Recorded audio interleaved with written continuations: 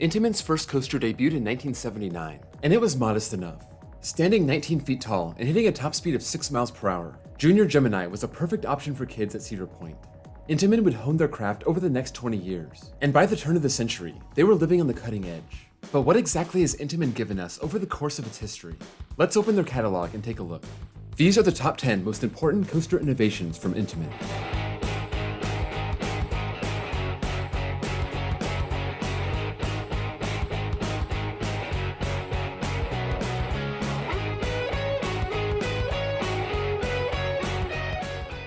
I wrote down 12 things for this list, so let's look at a couple honorable mentions. The 10 inversion coaster made its debut in 2002. This is Colossus at Thorpe Park. We had seen massive B&Ms and arrows built for inversions, generally maxing out at 7. Intamin saw a market for a smaller scale inversion-based coaster that wouldn't be such a massive investment. Colossus doesn't even stand 100 feet tall or hit 3,000 feet of track, but manages to cram in 10 inversions. This caught on in Europe and Asia, with 7 installments. When Perilous Plunge opened in 2000, it became the first water ride to use an adjustable electromagnetic braking system, and this was used to control the volume of the splash. When parks order these shoot-to-shoot water rides, the spectacle of the splash is a big deal. Intamin realized this and took the splash into their own hands. Okay, now onto the top 10. Number 10. The Stationary Wing Coaster. Aerodynamics introduced the 4th Dimension coaster in 2001 with X, the first coaster to ever feature wing seating, where riders are on either side of the track. Those seats would also rotate, controlled by another set of rails on the track. Intamin took note of this, and put the same type of spinning wing seats on their Zaxspin model, with Kiernu at Linnanmäki. But they had another idea. Put those wing seats on a more traditional coaster and make them stationary. They introduced Furious Baku at Port Aventura, a launched wing coaster, and the only one they would ever build.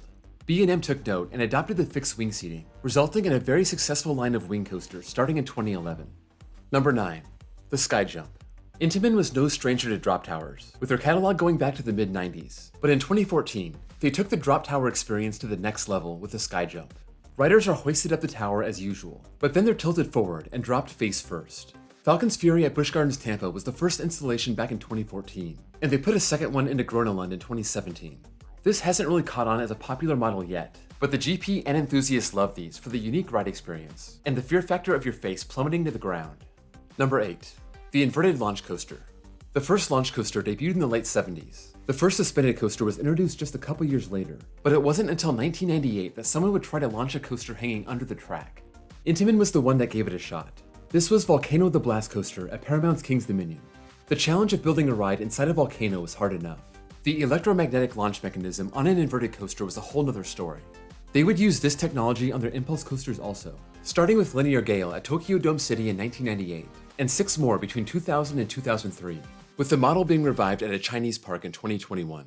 Number 7. The Drop Track. Traditional coasters would always travel forward, then we started seeing some go backward, but it took a long time to find one that would add the extra dimension of going up and down. Intamin spearheaded this project also, installing the first vertical drop track on Alton Tower's new for 2010 coaster, 13. This locks the train on a section of track, and then that track rapidly descends downward. It doesn't have to be a long way to free people out, usually around 15 feet. The track locks onto another section of track, and then it launches out. Other manufacturers jumped at the chance to use this on their dark ride coasters. Zamperla, Zir, Golden Horse, and you'll find a big one at 30 feet on Canada's Wonderland's Wonder Mountains Guardian, built by Art Engineering. Number 6. The Cable Lift. When Intamin was looking into building the first Giga coaster, they wanted a different method from the typical chain lift to haul the train to the top of the 300-foot peak. They came up with a cable lift. Well, they didn't invent the idea of using a cable on a roller coaster. Some small coasters and mountain coasters were already doing it, but this was different. The idea was that you could get to the top much faster, use a steeper angle, and not waste so much space for the lift. And they're much lighter than your typical chain lift. Intamin has made use of this, installing a cable lift on 20 of their coasters over the last 20 years, and even use it on some of their smaller models. When B&M started making Giga coasters in 2011, they stuck with a chain lift, so it's not really necessary for the 300-footers, but it adds an extra element to the ride, and it allows for some flexibility that the chain lift doesn't provide. Number 5. Prefabricated wooden coasters.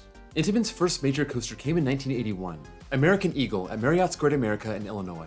You don't really associate Intamin with wooden coasters, but they did build 7 between 1981 and 2001, all of the traditional variety. But they were working on something bigger around the turn of the century, the prefabricated wooden coaster. Typical wooden coasters are built on site, meaning they're cut and bent as needed, without laser precision. Intamin wanted to take the wooden coaster and treat it like a steel coaster. The wooden track would be manufactured in a factory, with laser-cut 25-foot sections of track that snapped together like Legos. These were made to be massive, smooth, low maintenance, but also quite expensive. Intamin only manufactured 4 of these, the last one coming right before the worldwide recession in 2008. The ones that did make it to production are some of the most praised wooden coasters ever built. Number 4. The height milestones. Aerodynamics claimed the vaunted 200-foot mark in 1989 with Magnum XL 200. This was before Intamin hit their stride, still relying on stand-ups and bobsleds. Their mega coaster model debuted in 1999 with Darien Lake's Superman Ride of Steel, and they decided to use that concept and supersize it to crack the 300-foot mark with Millennium Force in 2000. If Intamin hadn't done it, Morgan would have. They were already opening Steel Dragon 2000 regardless, but that 400-foot mark is something that entirely belongs to Intamin. Top Thrill Dragster's opening, just 3 years after Millennium Force, absolutely dwarfed the world's first Giga. Nobody else has even come close to the 400-foot mark, and Intamin has done it twice. Well, 3 times if you count Superman at Magic Mountain. Of the 10 coasters that have been built and stand at least 300 feet tall, 7 of them belong to Intamin. Now we need to see if Intamin has anything in the cards for that 500-foot mark, or if RMC will beat them to it. Number 3. The 100-mile-per-hour milestone. In the mid-90s, the fastest coaster in the world maxed out around 80 miles per hour. We're talking about Steel Phantom, Desperado, and Fujiyama. Intamin found a way to reach the seemingly unreachable century mark, and they did it in what many would say is the cheapest way possible, accelerating the train slowly on a long straight launch track, and then burning off the speed on a tall vertical tower. This was their reverse freefall model, the first and only 2 being open around the same time, one at Magic Mountain, and the other at Australia's Dream World. Regardless of the ride experience, Intamin knew the tremendous marketing appeal of a 100-mile-per-hour coaster, and it took a lot of work and massive delays, but they were able to achieve the mark.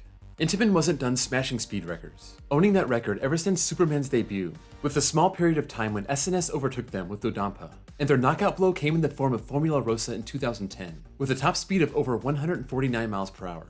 But how did they achieve these unheard of speeds?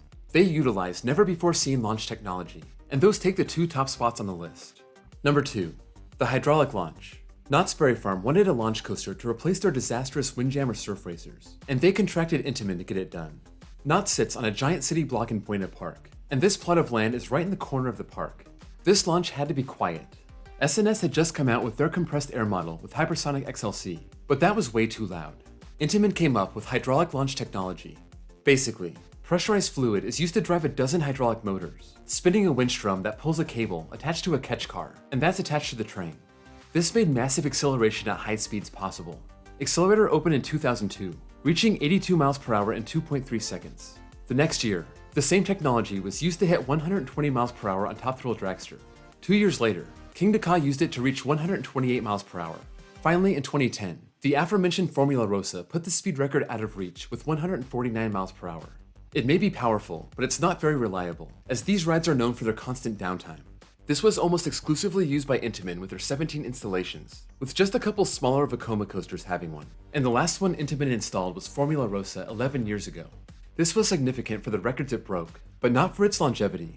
For that, we look at another launch technology that Intamin pioneered, the one that's made the biggest impact across the industry. Number 1. The LSM launch. There have been so many different types of launches over the years, going back to the flywheel and the weight drop launches of the Schwarzkopf shuttle loops in the 70s and 80s, all the way to the modern-day magnetic launches. The Linear Induction Motor Launch, or LIM, was introduced by Premier Rides in 1996 with the Outer Limits Flight of Fear rides at Paramount's Kings Island and Kings Dominion. Intamin used this for Volcano the Blast Coaster and California Screamin'. This fell out of style, and there hasn't been a new LIM coaster built since 2012. This gave way to the Linear Synchronous Motor Launch, or LSM, introduced by Intamin on Superman the Escape and Tower of Terror to reach the 100-mile-per-hour mark. LSM technology took a while to catch on, with just 8 installations between the prototypes in 2010. But since then, we've seen 54 either completed or under construction. This has become the launch of choice for just about every manufacturer, other than SNS, who still uses the compressed air launch. In addition to Intamin using this, even on their newest accelerator coaster, Red Force, we see this on new Vekomas, Machs, Premiers, Zeros, B&Ms, RMC, and others. I think the LSM launch has been the most impactful innovation introduced by Intamin for its wide reach across the industry.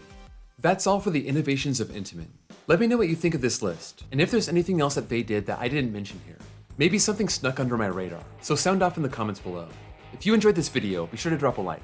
That's the best way to show your support for the channel. And if you're new here and love coasters, be sure to sub for more content just like this. Also be sure to check out my links below for my Discord server, where you can chat with other fans of the channel, as well as my second channel, where I post copyright-free off-road footage. Thank you all for watching, and I'll see you all next time.